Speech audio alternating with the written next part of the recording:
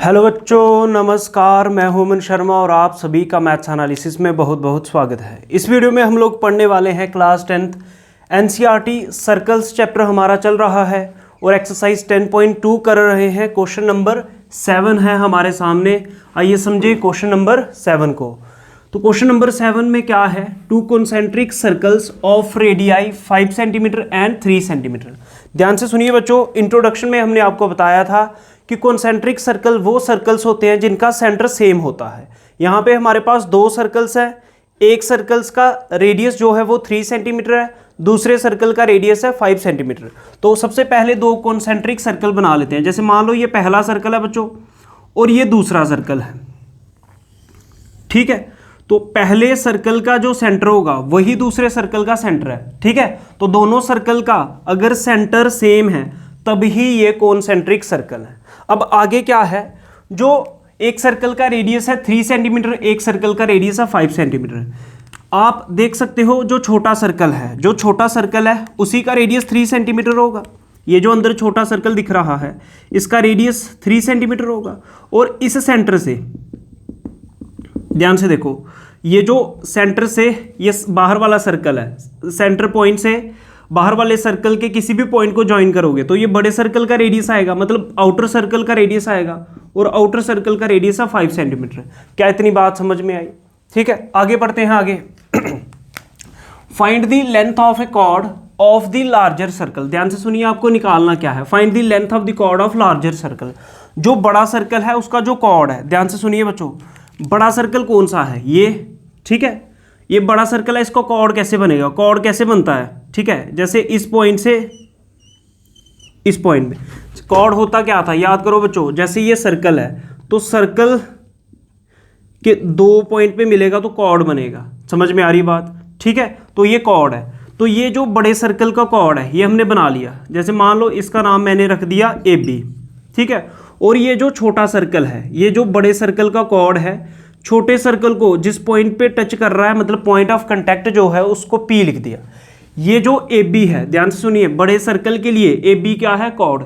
लेकिन यही AB छोटे सर्कल के लिए क्या है? टेंजेंट है, क्योंकि ये सर्कल को एक पॉइंट पे टच कर रहा है। मतलब यही बड़े सर्कल का कॉर्ड छोटे सर्कल का टेंजेंट बन जाएगा। क्या यहां तक समझ में आई बात? अब आपको करना क्या है? आपको AB की लेंथ फाइंड करनी है। आपको क्या करना है?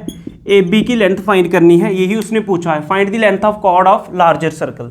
तो ये जो लार्जर सर्कल है उसका जो कॉर्ड है उसकी लेंथ फाइंड करो, विच टचेज द स्मॉलर सर्कल। ये क्या कर रहा है? ये टच कर रहा है स्मॉलर सर्कल को। तो देख लो, छोटे सर्कल को ये टच कर रहा है। यहां तक बात समझ में आ गई होगी। सबसे पहला काम होता है गिवन लिखना। आइए सबसे पहले देखें गिवन कैसे लिखेंगे। तो बच्चों, ये जो पहली लाइन है यहां से लेके यहां तक ये सारा गिवन था, तो ऊपर से ही गिवन के अंदर लिख देना है to concentric circles of radii 5 centimetre and 3 centimetre. बात समझ में आई? दो सर्कल्स है, दो कॉन्सेंट्रिक सर्कल्स हैं जिनका रेडियाई 5 सेंटीमीटर एंड 3 सेंटीमीटर है। एक से ज़्यादा रेडियस हो तो रेडियाई लिखते हैं, ठीक है। उसके बाद ये बताओ AB क्या है? AB कॉर्ड है किसका? बड़े सर्कल का। और छोटे सर्कल को टच कर रहा है किस पॉइंट पे? P पे। तो ये भी लिखना पड़ेगा। क्या लिखोगे? AB is the chord of larger circle, AB is the chord of larger circle which touches the smaller circle at P। ठीक है, तो छोटे सर्कल को AB कहाँ पे टच कर रहा है? P पे। क्या यहाँ तक बात समझ में आई? अब आपको निकालना क्या है? फाइंड क्या करना है? आपको फाइंड करना है AB की लेंथ। तो टू फाइंड में मैंने लिख दिया, टू फाइंड में लिख दिया AB निकालना है। समझ में आ रही बात? अब देखो बच्चों, मैं क्या करूँगा, ये जो सर्कल्स का सेंटर है O से P को ज्वाइन कर दो और O से A को ज्वाइन कर दो। तो इसको कहाँ पे लिख दोगे? कंस्ट्रक्शन के अंदर ज्वाइन OA एंड OP। जो भी चीज़ बच्चों कंस्ट्रक्शन करोगे उसको डॉटेड बनाना है, जैसे मैंने यहाँ पे बनाया है, ठीक है। तो यहाँ तक बात समझ में आ गई होगी। अब आ जाते हैं प्रूफ पे, जहाँ से हमें सॉल्व करना शुरू करना है। आ जाओ, अब ध्यान से देखो OP क्या है। अगर मैं छोटे सर्कल को देखूँ, ध्यान से देखो, अगर इस छोटे सर्कल को देखें, OP क्या है? OP रेडियस है और AP क्या है? टेंजेंट है। AP क्या है? टेंजेंट। और OP क्या है? रेडियस। किस सर्कल के लिए? जो सर्कल अंदर आ रहा है। तो अगर ये रेडियस है, ये टेंजेंट है, तो इनके बीच में एंगल 90 डिग्री का बनेगा थ्योरम 10.1 को यूज करके। तो पहले यही लिखना पड़ेगा। क्या लिखोगे? Since OP is the radius and OP क्या है बच्चों, radius, and AP is the tangent to a smaller circle. ठीक है, समझ में आ रही है बात। ओपी रेडियस है और एपी टेंजेंट है, किसके ऊपर, स्मॉलर सर्कल के ऊपर। अच्छा, तो इसका मतलब क्या हुआ कि जो ओपी है बच्चों वो परपेंडिकुलर होगा एपी के ऊपर। ठीक है, क्या होगा, ओपी जो है वो परपेंडिकुलर होगा एपी के ऊपर। तो इससे क्या हो गया, ये जो एंगल 1 है या कुछ मान लो OPA या एंगल APO, ठीक है, या ऐसे मान लो एंगल 1 90 डिग्री हो जाएगा। समझ में आ रही बात, एंगल 1 कितना हो जाएगा, 90 डिग्री। समझ में आ रही है बात। यहाँ पे आपको थ्योरम की स्टेटमेंट लिखनी पड़ेगी, किसकी, थ्योरम 10.1 की स्टेटमेंट लिखनी है पेपर में। ठीक है, क्या है थ्योरम 10.1 की statement, the tangent at any point of a circle is perpendicular to the radius through the point of contact. समझ में आ रही है बात। तो अब ये एक राइट एंगल ट्राइंगल बन गया। जब ये एक राइट एंगल ट्राइंगल बन गया तो मैं पाइथागोरस थ्योरम यूज कर सकता हूं। ठीक है, तो अब इसमें जाएंगे, now in right angled triangle. Right angle triangle कौन सा है, OPA, right angle triangle OPA, या इसी को APO लिख सकते हो। जहां पर 90 आ रहा है वो सेंटर में आना चाहिए, मिडल में आना चाहिए। क्या यूज करेंगे, using PGT theorem, Pythagoras theorem. Pythagoras theorem क्या कहती है बच्चों, क्या कहती है, हाइपोटेन्यूज का स्क्वायर इक्वल्स टू बेस का स्क्वायर प्लस परपेंडिकुलर का स्क्वायर। 90 डिग्री के सामने हाइपोटेन्यूज होती है, तो हाइपोटेन्यूज होगी OA या AO, कुछ भी लिख दो। AO का स्क्वायर इक्वल्स टू बेस का स्क्वायर। बेस क्या है, AP, तो क्या आ जाएगा, AP का स्क्वायर प्लस परपेंडिकुलर का स्क्वायर। परपेंडिकुलर की जगह क्या है, OP, प्लस OP का स्क्वायर। क्या यहाँ तक बात समझ में आई। उसके बाद क्या करेंगे, OA की वैल्यू कितनी है, 5 सेंटीमीटर, तो इसकी जगह AO की जगह 5 का स्क्वायर इक्वल्स टू AP का स्क्वायर। AP तो आपको फाइंड करना है, तो AP के स्क्वायर की जगह AP का स्क्वायर ही लिख दो प्लस OP का स्क्वायर। तो OP कितना है, 3 सेंटीमीटर, तो इसकी जगह लिख दो 3 का स्क्वायर। क्या यहाँ तक बात समझ में आई, यहाँ तक नोट करो, फिर आगे समझाएंगे आपको। नेक्स्ट देखते हैं बच्चों, तो 5 का स्क्वायर कितना आ जाएगा, 25 इक्वल्स टू AP का स्क्वायर कितना होगा, AP का स्क्वायर को AP का स्क्वायर ही लिखेंगे, और 3 का स्क्वायर कितना होता है 9, 25 प्लस का 9 ट्रांसपोज होके इक्वल्स टू के दूसरी तरफ जाके माइनस का 9 हो जाएगा इक्वल्स टू AP का स्क्वायर। तो 25 में से 9 गए तो कितना बच जाएगा, 16 इक्वल्स टू AP का स्क्वायर। समझ में आ रही है बात। ठीक है, तो स्क्वायर इसको ऐसे करके लिख दो, और AP का स्क्वायर इक्वल्स टू 16, स्क्वायर जब इक्वल्स टू के इस तरफ आएगा 16 का रूट बन जाएगा, तो प्लस माइनस 2 वैल्यू देता है रूट। ठीक है, और नेगेटिव वाली हम निगलेक्ट कर देंगे, तो आप डायरेक्ट भी लिख सकते हैं। तो 16 का रूट कितना होगा बच्चों, 4, तो AP आ गया आपका 4 सेंटीमीटर, क्योंकि 16 का रूट कितना होता है 4। ध्यान से सुनिए बच्चों, AP आपका आ गया 4 सेंटीमीटर। अब यहाँ तक तो क्वेश्चन समझ में आ गया होगा। अब आपने क्लास 9th के अंदर एक थ्योरम पढ़ी थी, ध्यान से सुनिए। क्या, अगर आपके पास ये कोई सर्कल है और ये इसका कॉर्ड है, जैसे मान लो ये AB इसका क्या है, कॉर्ड, तो ये सर्कल के सेंटर से, ध्यान से सुनिए बच्चों, सर्कल के सेंटर से, ये सर्कल का सेंटर है, सर्कल के सेंटर से अगर आप परपेंडिकुलर बनाते हो तो ये कॉर्ड को क्या करता है, बाइसेक्ट करता है। बाइसेक्ट करने का मतलब क्या, जितनी लेंथ AP की होगी इतनी ही लेंथ PB की होगी या BP की होगी। अगर AP आपका 4 सेंटीमीटर है तो PB भी कितना होगा, 4 सेंटीमीटर होगा। ये आपने क्लास 9th के अंदर थ्योरम पढ़ी थी, तो इसको नोट में मैं लिखवा रहा हूं, क्या, perpendicular drawn from the centre of a circle to a chord bisect the chord. समझाते भी है एक बार फिर से। इसका मतलब क्या हुआ कि अगर सर्कल के सेंटर से आप परपेंडिकुलर बनाओगे किसके ऊपर, किसी कॉर्ड के ऊपर, तो ये कॉर्ड को क्या करेगा, बाइसेक्ट करेगा। बाइसेक्ट करने का क्या मतलब कि अगर ये टोटल 10 था तो 5 में कट जाएगा। ठीक है, अगर ये टोटल 8 था तो 4 इक्वल पार्ट्स में कट जाएगा। बाइसेक्ट का ये मतलब है। इसी से हम यूज़ करेंगे यहाँ पे, ये थ्योरम लिख लो नोट करके, फिर आगे यहाँ पे इसको यूज़ करके बताते हैं आपको। आइए अब लिखते हैं, लिखेंगे कैसे सॉल्यूशन में, तो क्या लिखोगे, सिंस क्या परपेंडिकुलर क्या था, ओपी परपेंडिकुलर था किसके ऊपर, AB के ऊपर, सिंस OP जो है ये परपेंडिकुलर है किसके ऊपर, AB के ऊपर, तो विच इंप्लाइज अगर OP जो है OP अगर परपेंडिकुलर है AB के ऊपर, इसका मतलब AP और BP बराबर होंगे, which implies AP equals to PB, ये दोनों इक्वल होंगे, AP और PB इक्वल होंगे। रीज़न क्या दोगे, रीज़न ये दोगे जो क्लास 9th में थ्योरम पढ़ी है, because perpendicular drawn from the centre of a circle to a chord bisect the chord. क्या मतलब हुआ इसका कि सर्कल के सेंटर से जो परपेंडिकुलर बनाओगे, ठीक है, कॉर्ड के ऊपर, तो वो बाइसेक्ट करेगा कॉर्ड को, तो इसका मतलब AP और PB बराबर हो गया। लेकिन AP आपका कितना था, 4 सेंटीमीटर, तो AP की जगह 4 लिखो तो इक्वल्स टू PB, ठीक है। रीज़न क्या दोगे, बिकॉज AP जो है वो कितना है, 4 सेंटीमीटर है, ठीक है, तो और करके लिख दो, PB भी कितना हो गया आपका, 4 सेंटीमीटर। तो इस तरह से आपने PB भी 4 सेंटीमीटर कर दिया। अब एंड में आपको निकालना था, क्या फाइंड करना था कि AB की लेंथ कितनी है। उसने बोला था find the length of the chord of larger circle which touches the smaller circle, तो हेंस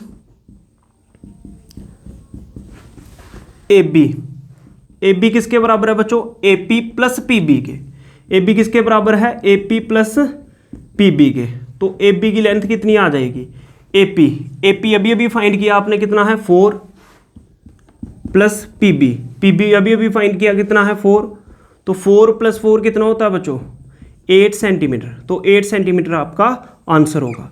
देखो बच्चों मैं हर एक चीज़ लिख क्यों रहा हूँ, इसलिए लिख रहा हूँ, अगर आप इस तरह से क्वेश्चन को सॉल्व करेंगे, कोई भी बोर्ड हो आपका, CBSE हो, कोई स्टेट बोर्ड हो, आपके मार्क्स नहीं कट सकते, फुल मार्क्स मिलेंगे, इसलिए हमने ऐसा लिखा है, एक एक स्टेप खुद लिख रहे हैं।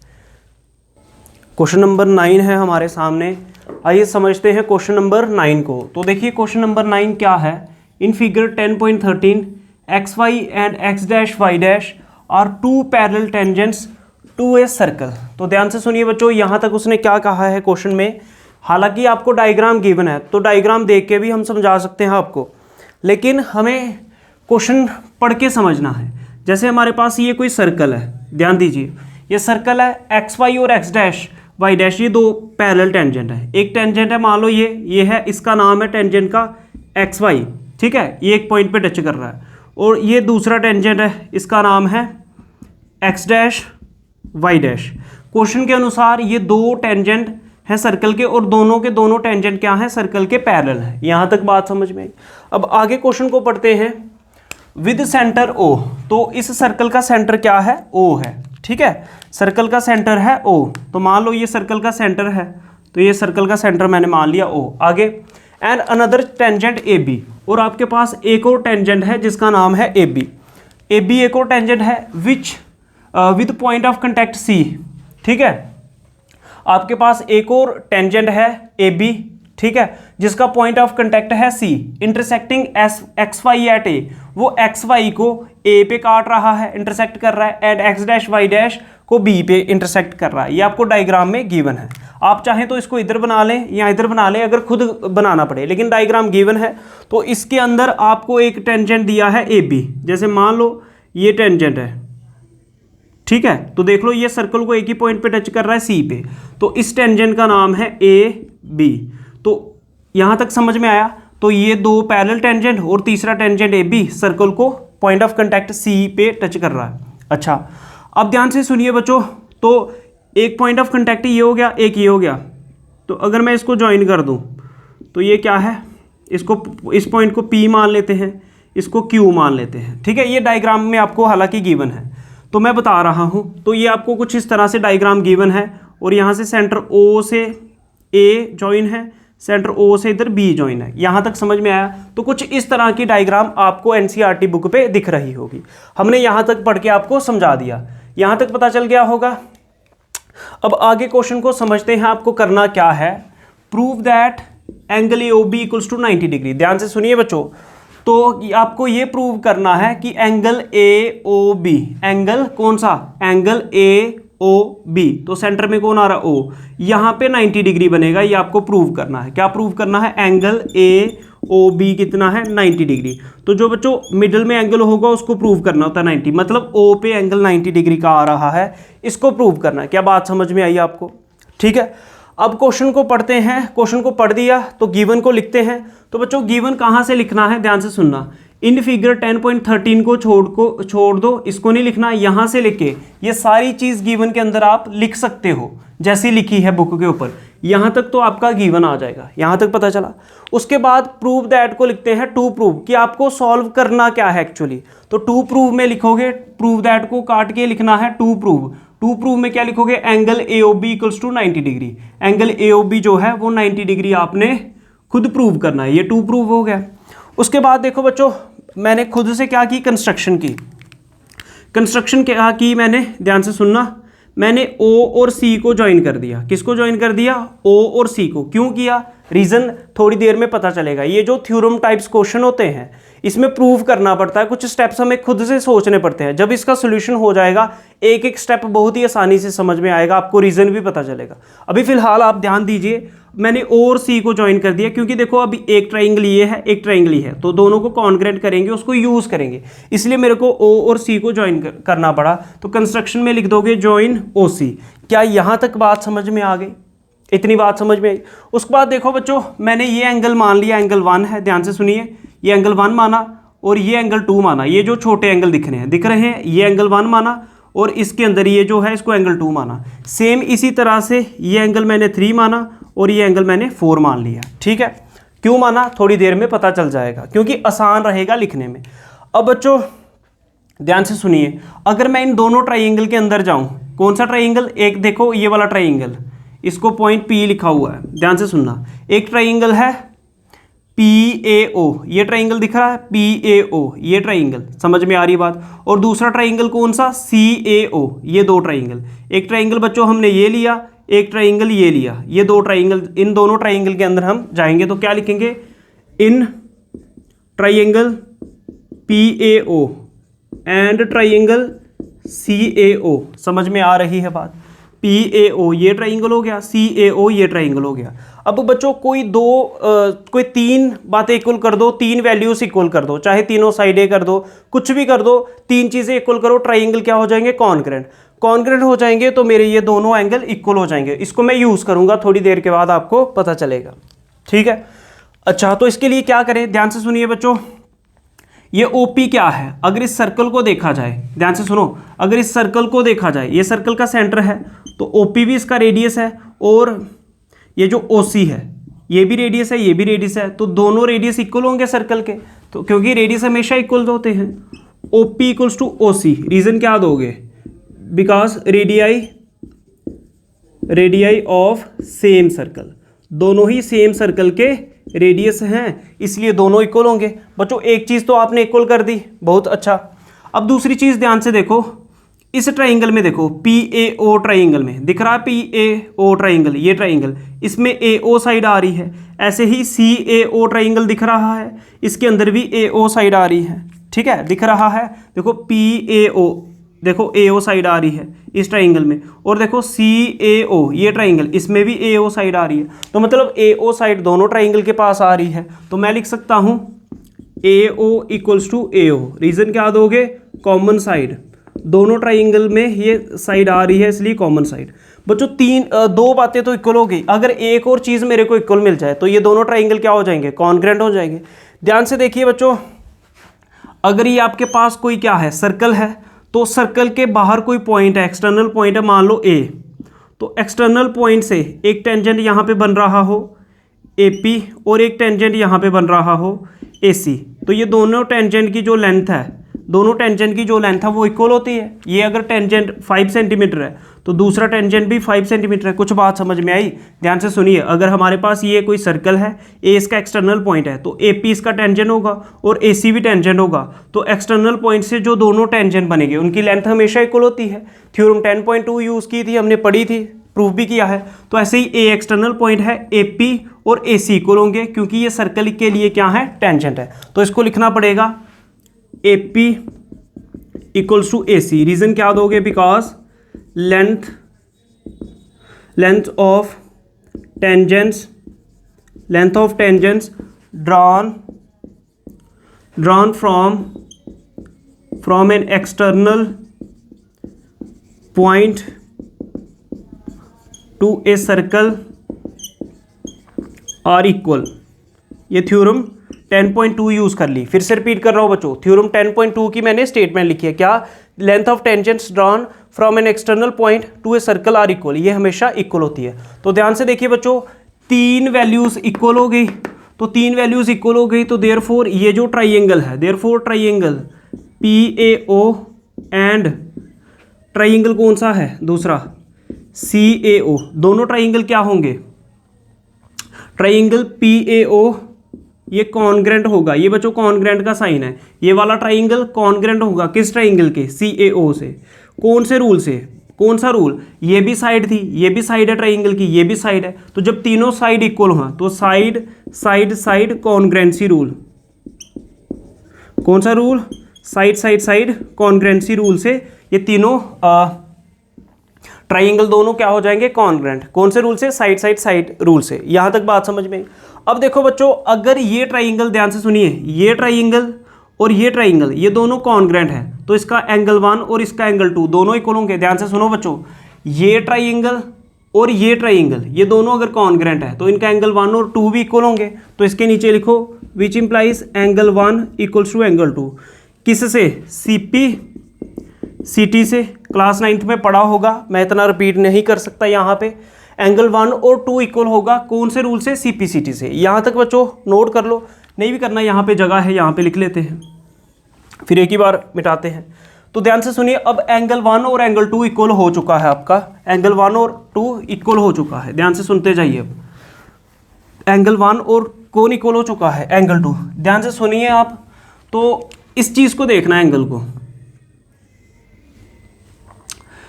PAC ये दिख रहा है, ठीक है? एंगल PAC, तो मैं यही लिख रहा हूं, which implies angle PAC equals to. ध्यान से देखिए PAC एंगल कैसे बन रहा है। अगर आप नोट करें इसको, तो इसके अंदर से ये एक और AO लाइन और जा रही है। यहाँ पे एंगल 1 है, यहाँ पे 2, तो मतलब आपका ये जो एंगल PAC ये जो पूरा एंगल है ये कैसे बना? एंगल 1 प्लस एंगल 2 से, तभी ये पूरा एंगल बना। तो इसी को मैं लिख सकता हूँ equals to angle 1 plus angle 2। समझ में आ रही है बात? तो ये कहाँ से आया? इसको लिख दोगे फ्रॉम फिगर। इसके रीजन में लिख सकते हो फ्रॉम फिगर, मतलब डायग्राम से देखा। Angle PAC equals to angle 1 plus angle 2। Angle 2 किसके बराबर है बच्चों? एंगल 1 के बराबर है। अब ये भी आपने प्रूव किया, तो इसकी जगह क्या लिखोगे? कि कैसे लिख दिया? आप रीजन दे सकते हो, because angle 1 equals to angle 2। क्या लिखोगे? Proved above. ये कहाँ पे लिखोगे? इसके सामने रीजन दोगे। अब यहाँ पे डायग्राम है, मैं मिटाऊंगा तो फिर और समय लगेगा। तो आगे बढ़ते हैं बच्चों। Angle PAC equals to angle 1 plus angle 1, 2 times angle 1। यहाँ तक बात समझ में आई? यही चीज़ मेरे को चाहिए थी। अभी आपको पता नहीं चलेगा कर क्यों रहे हैं। तो ध्यान से सुनिए बच्चों, आपने क्या प्रूव कर दिया कि ये जो एंगल PAC है ये एंगल 1 का डबल है। ध्यान से सुनिए, आपने क्या प्रूव किया? ये जो एंगल PAC मतलब ये जो पूरा एंगल है, ये जो एंगल 1 है छोटा सा, इसके डबल है। सेम इसी तरह से एंगल QBC अगर ले, ये QBC एंगल ले, दिख रहा होगा आपको, इस तरह से है कुछ। यहाँ पे है Q, यहाँ पे है B, यहाँ पे है C और यहाँ पे है कुछ O। यहाँ पे एंगल आ रहा है 4, यहाँ पे आ रहा है एंगल 3।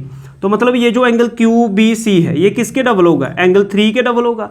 जैसे बच्चों PAC एंगल 1 का डबल आ रहा है, ठीक है, डबल आ रहा है एंगल 1 के, ऐसे ही QBC एंगल जो है ये 3 का डबल आएगा। सेम इसी तरह से। नहीं पता चल रहा? दोनों को सेम रीजन से कॉन्ग्रेंट करो, फिर CPCT सेम स्टेप है।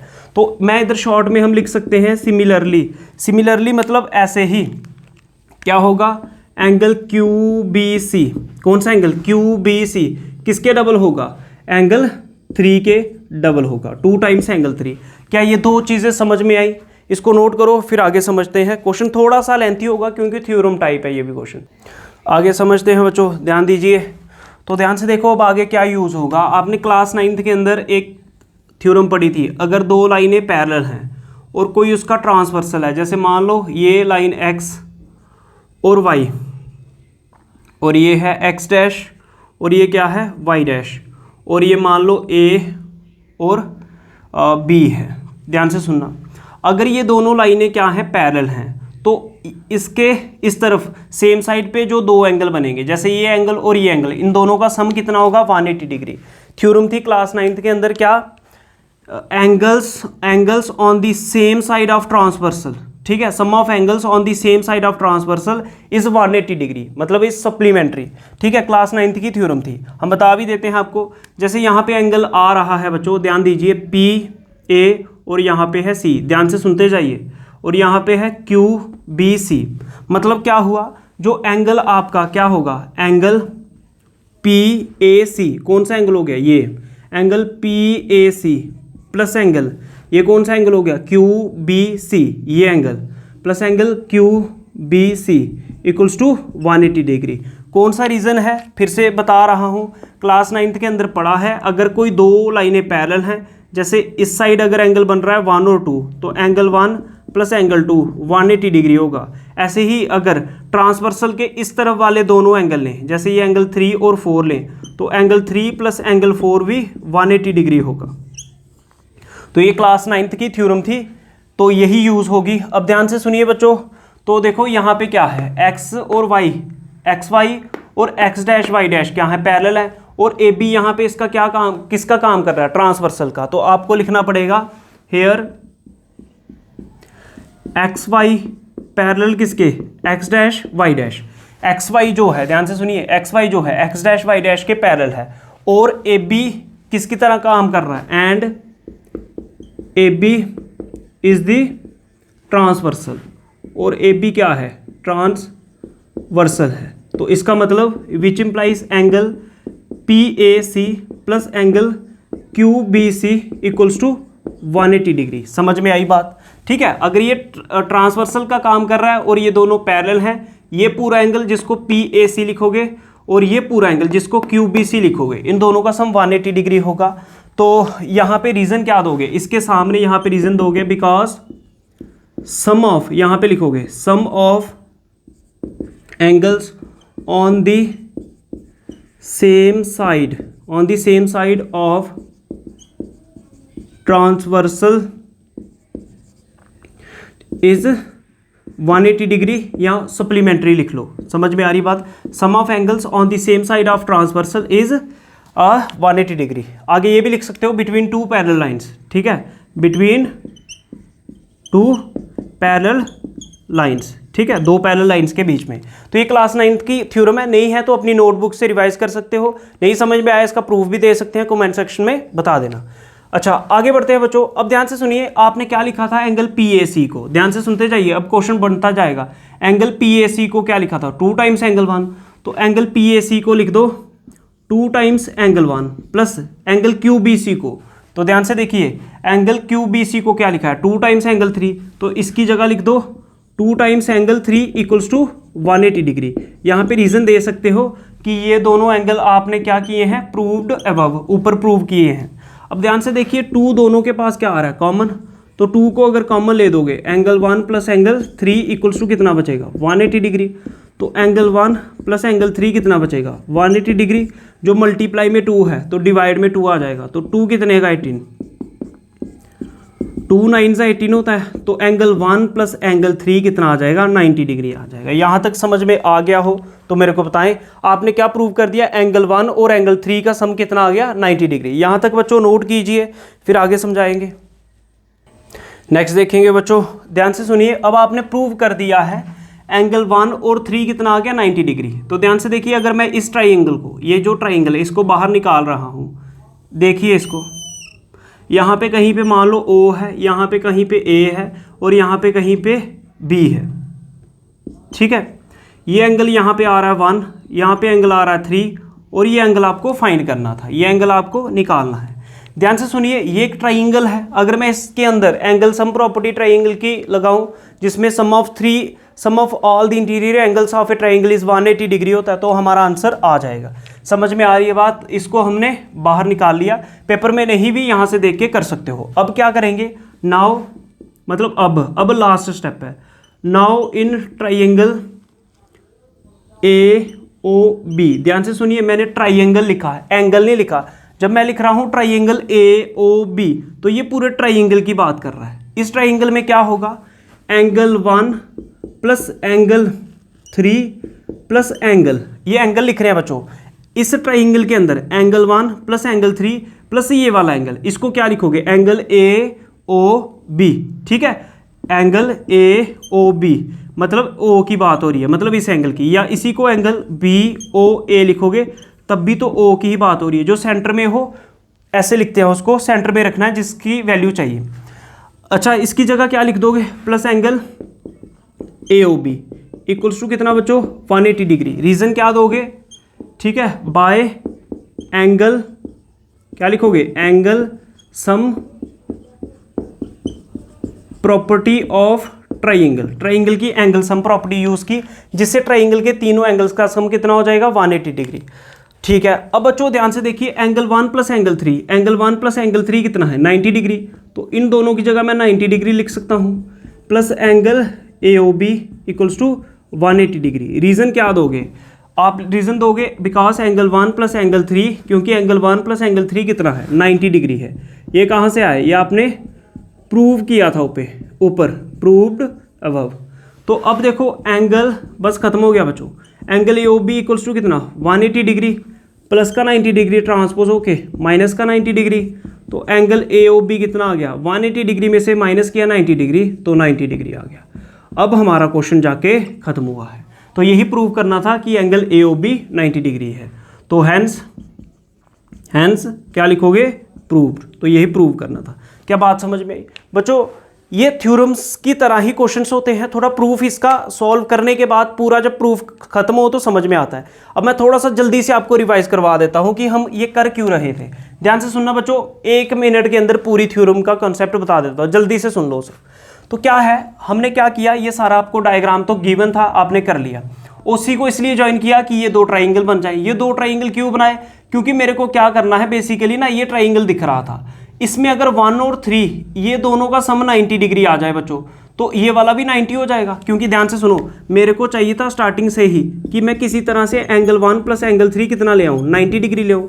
जब ये दोनों 90 हो जाएंगे तो ये भी 90 हो जाएगा, और यही 90 प्रूव करना है। अब मेरे को ये 90 कैसे बनाऊँ मैं, ये 90 मैं तभी बना सकता हूँ, मेरे को पता है कि अगर 2 लाइनें पैरेलल हैं तो ट्रांसवर्सल की सेम साइड पे एंगल कितना होता है, सम इसका 180 होता है। तो ये 1 डबल आना चाहिए किसका, और ये 3 भी डबल आना चाहिए, 2 कॉमन आएगा। इसलिए मैंने इन दोनों ट्राइंगल को कॉन्ग्रेंट कर लिया। पहले कॉन्ग्रेंट करने से इन दोनों को इक्वल किया, जिससे एंगल 1 डबल दिखा दिए, ये PAC जो था एंगल 1 का डबल दिखा दिया। इसी तरह से 3 का डबल QBC को दिखा दिया। फिर 2 कॉमन ले लिया, कॉमन लेके 1 और 3 का सम 90 आ गया। तो लास्ट में मैंने इस ट्राइंगल के अंदर एंगल 1 और 3 को 90 यूज़ कर लिया। कुछ इस तरह से प्रूफ किया है। अगर फिर भी आपको समझ में नहीं आया तो आप लोग कमेंट सेक्शन में पूछ सकते हो। हम उम्मीद करते हैं कि आपको मैथ्स एनालिसिस की ये वीडियोस अच्छे लग रहे हैं। अगर आपको मैथ्स एनालिसिस की ये वीडियोस अच्छे लग रहे हैं तो वीडियो को लाइक करो, शेयर करो, चैनल को सब्सक्राइब करो। जय हिंद, जय भारत, नमस्कार।